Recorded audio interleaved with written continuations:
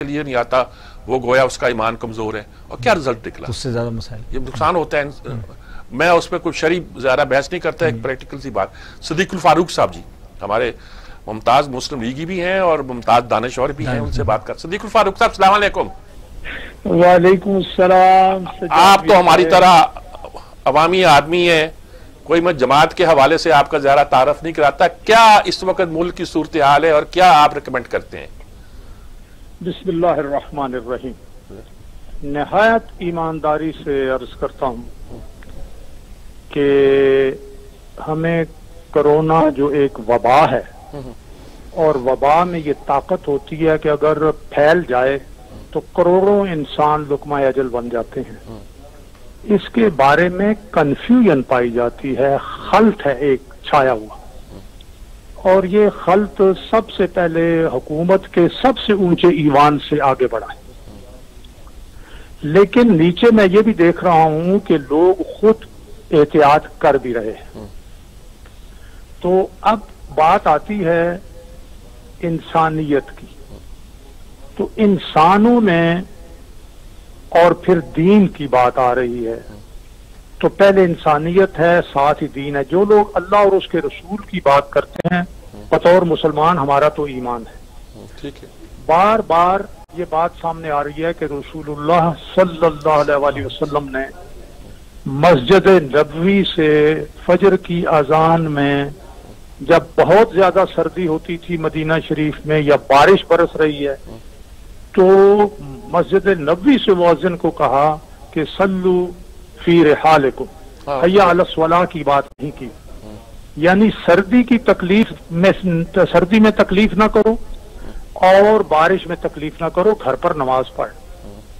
دوسری بہت بڑی ہدایت ہے کہ جہاں تعاون ہو، یہ اللہ کے رسول صلی اللہ علیہ وسلم کا فرمان ہے، اس میں کوئی اختلاف نہیں، وہاں سے جو لوگ موجود ہیں وہ باہر نہ نکلیں، باہر والے وہاں نہ جائیں۔ اب اس وقت جان کی بات ہے اور جان کی حفاظت فرض ہے، اس میں حکومت وقت کی دی گئی ہدایات کو فالو کرنا، ان پر عمل کرنا ضروری ہے۔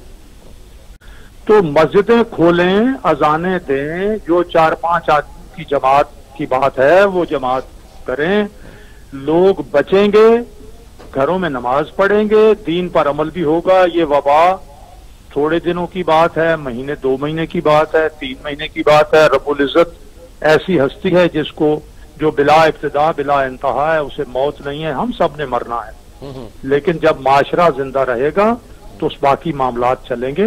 کس نے کہا ہے کہ آپ اپنے گھروں میں نماز نہ پڑھو، قرآن شریف نہ پڑھو، دین کی تعلیم حاصل نہ کرو؟ اگر وقتی طور پر اس وقت جان بچانے کے لیے، کیونکہ کرونا جو ہے وہ ایک اجتماع سے، سانسوں میں سانسیں ملتی ہیں، جب آپ جماعت میں کھڑے ہوتے ہو کندھے سے کندھا ملانا پڑتا ہے۔ اور آپ نے مثال دی ہے کہ جو لوگ کم میں گئے ہیں یا جو تبلیغی مسجد والے ہیں، اب ایمان ان کا بہت پختہ ہے، لیکن جو احتیاط کہی گئی ہے وہ احتیاط کرنی پڑے گی۔ رسول اللہ صلی اللہ علیہ وسلم نے خندق کھودی، حالانکہ اللہ کے رسول سے کون جانتا ہے کہ موت نے اپنے وقت پہ آنا ہے اور جس ذریعے سے آنا ہے اس طریقے سے ہی آئے گی، لیکن خندق کھودی مدینہ منورہ کے گرد بچنے کے لیے، اس لیے یہ بھی ایک خندق ہے، احتیاط کرنا۔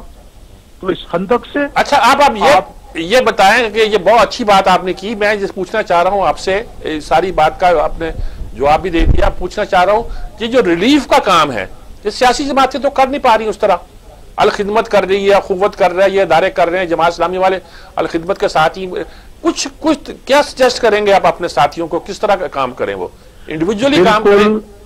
جماعت اسلامی ہو یا اخوت ہو یا اور اس طرح کے ادارے، وہ اپنے طور پر کام کر رہے ہیں۔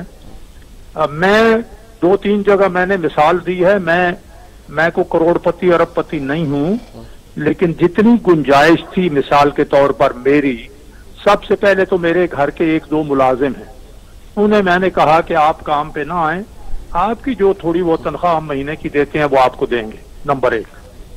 دوسرا میں نے یہ کہا کہ میں دیکھا اپنے عزیز و اقارب میں اور اپنے جاننے والے سفید پوشوں میں کون لوگ ہیں جو اس وقت مشکل میں ان کو پیش آئے گی، ان کی مدد کرنی چاہیے تاکہ وہ گھر بیٹھے کم از کم اپنی دال روٹی چلا سکے۔ तो मेरे अजीजों रिश्तेदारों में जो 3-4 कमजोर लोग थे और मेरे जानने वाले सफेद पोश, मैंने इस महीने में एक जो उनकी जो अल्लाह ने तौफीक दी मदद कर दी। ठीक ठीक मैं बात। आपसे इसलिए मिसाल रख रहा हूं सामने, ये अल्लाह के और मेरे दरमियान है, मैं किसी का नाम नहीं दे रहा, लेकिन मिसाल इसलिए सामने रख रहा हूं कि हम में से जो आदमी अपने खर्च को कुछ कम करके भी जो कुछ कर सकता है वो करे, तो करे। मुआखात का असूल बिल्कुल, ये इस पर वक्त की जरूरत। बहुत शुक्रिया सिद्दीकुल फारूक साहब, आपका बहुत शुक्रिया। अब हमारे साथ जी साथ ही कभी कर लें अब्दुल